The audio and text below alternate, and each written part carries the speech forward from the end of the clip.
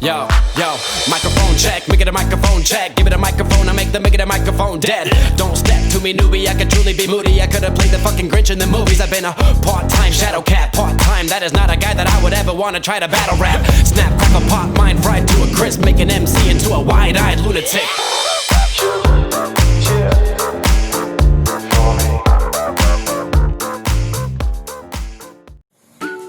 Hello friends, இன்றைக்கி நம்ம பன்னீர் butter masala எப்படி வீட்டில் ஈஸியாக பண்ணலான்னு பார்க்க போகிறோம். வாங்க இப்போ இதுக்கு தேவையான பொருட்கள் என்னென்னு பார்த்துருவோம். இந்த சேனலுக்கு சப்ஸ்கிரைப் பண்ணிடுங்க, அப்போ தான் நம்ம போடுற லேட்டஸ்ட் வீடியோஸ் உங்களுக்கு வரும். ஃபஸ்ட்டு ஒரு பேனில் தண்ணி ஊற்றிக்கலாம். நான் ஒரு ஹாஃப் பேன் தண்ணி ஊற்றுறேன். அதை நல்லா பாயில் பண்ண விட்டுக்கணும். இப்போ ஸ்பைசஸ் எடுத்துக்கலாம். 2 ஏலக்காய், 2 பட்டை, அரை பிரியாணி இலை போடுறேன். இப்போ அதை அந்த பாயிலிங் வாட்டரில் போட்டுறணும். அடுத்ததாக 4 பல் பூண்டு, அடுத்ததாக அதே அளவுக்கு இஞ்சி சாப் பண்ணி வச்சுருக்கேன். இப்போ இதில் 1 கப் ஆனியன் போட்டுக்கலாம். நான் இதில் 2 பெரிய வெங்காயம் போடுறேன்.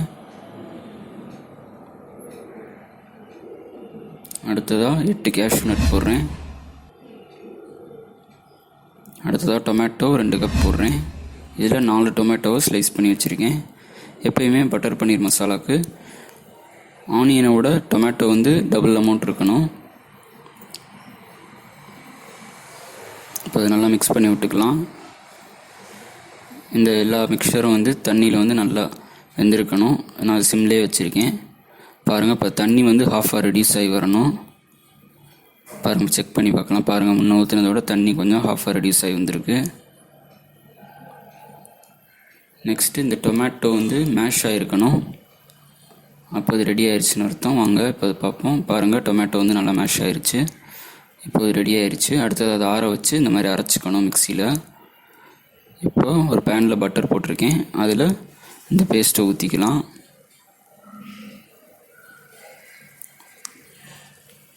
இப்போ அதை நல்லா மிக்ஸ் பண்ணி விட்டுக்கணும். அடுத்ததாக 1.5 ஸ்பூன் சில்லி பவுடர் போடுறேன். இந்த சில்லி பவுடர் வந்து ஒரு நல்ல காரத்துக்கும் அப்புறம் இதோட கலருக்காண்டி போடுறேன். இப்போ அதை நல்லா மிக்ஸ் பண்ணி விட்டுக்கணும். பாருங்கள், அந்த பட்டரும் அந்த மிக்சரும் நல்லா மிக்ஸ் ஆகி க்ரீமி ஆயிடுச்சு.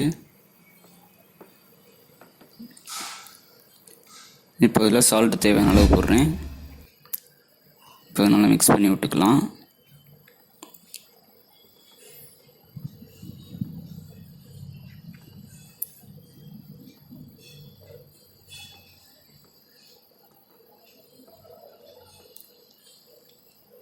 அடுத்ததாக இப்போ இதில் கொஞ்சோண்டு கரம் மசாலா போடுறேன்.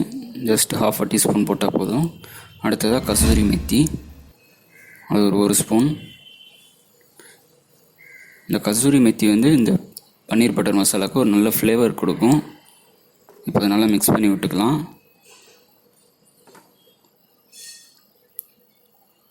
அடுத்தது அதில் ஃப்ரெஷ் க்ரீம் ஒரு 1/4 கப் ஊற்றுறேன். நல்லா மிக்ஸ் பண்ணி விட்டுக்கலாம். இந்த ஃப்ரெஷ் க்ரீம் வந்து நல்ல ஒரு ரிச் க்ரீமி டேஸ்ட் கொடுக்கும் பன்னீர் பட்டர் மசாலாவுக்கு. அடுத்ததாக 1 கப் மில்க் ஊற்றுறேன். இப்போ இதில் மில்க் ஊற்றி நல்லா மிக்ஸ் பண்ணனால பார்த்தீங்கன்னா முதல்ல விட இப்போ நல்லா லூஸ் கன்சிஸ்டன்சிக்கு வந்திருக்கும். பாருங்கள், உங்களுக்கே தெரியும். அடுத்தது அதில் சுகர் 1 ஸ்பூன் போடுறேன். இது வந்து ஒரு சுகரி டேஸ்ட் கொடுக்கும். லைட் அந்த ஸ்வீட் டேஸ்ட் வரும் பன்னீர் பட்டர் மசாலாவுக்கு.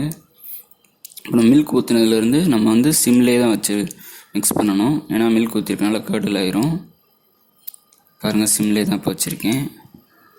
அடுத்தது அதில் 1 ஸ்பூன் பட்டர் போடுறேன்.